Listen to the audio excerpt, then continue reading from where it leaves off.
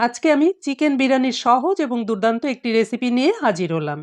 তাই প্রথমেই নিয়েছি হাফ কেজি পরিমাণে বাসমতি চাল ১ ঘন্টার জন্য ভিজিয়ে রাখবো। এরপরে নিয়েছি মুরগির মাংস।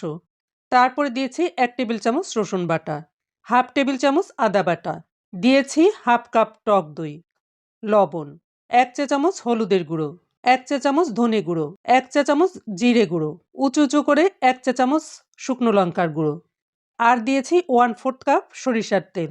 ভালো করে মেখে নিতে হবে। আমি ঢেকে এক সাইডে রেখে দিলাম। এখন একটি মসলা তৈরি করে নেব। এগুলোকে হালকা টেলে নিয়ে গুঁড়ো করে রাখব। তার জন্য পেঁয়াজ ভাজা তেলের মধ্যে এই মাখানো মাংসগুলোকে দিয়ে দিয়েছি। দিয়েছি ২টো কাঁচা লঙ্কা। আর দিয়েছি ভেজে রাখা পেঁয়াজ থেকে অর্ধেকটা পেঁয়াজ এর মধ্যে দিয়ে দিয়েছি। এখন মাংসগুলোকে কষিয়ে নিতে হবে। এরপরে মাংসটা যখন কষানো হয়ে যাবে তখন এর মধ্যে দিতে হবে পানি।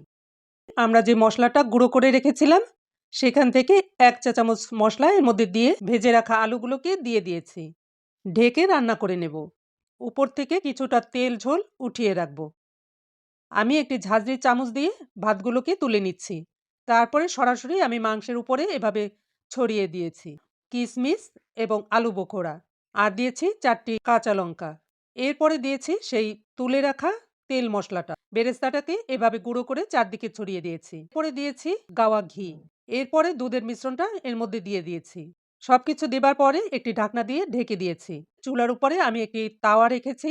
এই তাওয়ার উপরে বিরিয়ানির পাত্রটাকে রেখে দিয়েছি এবং চুলার জালটাকে লো ফ্লেমে রেখে প্রায় ২০ থেকে ২৫ মিনিট এভাবে দমে রেখে দেব। প্রায় ২৫ মিনিট পরে আমি ঢাকনাটা তুলে নিয়েছি। ওয়াও! দেখুন একবার কত সুন্দর হয়েছে।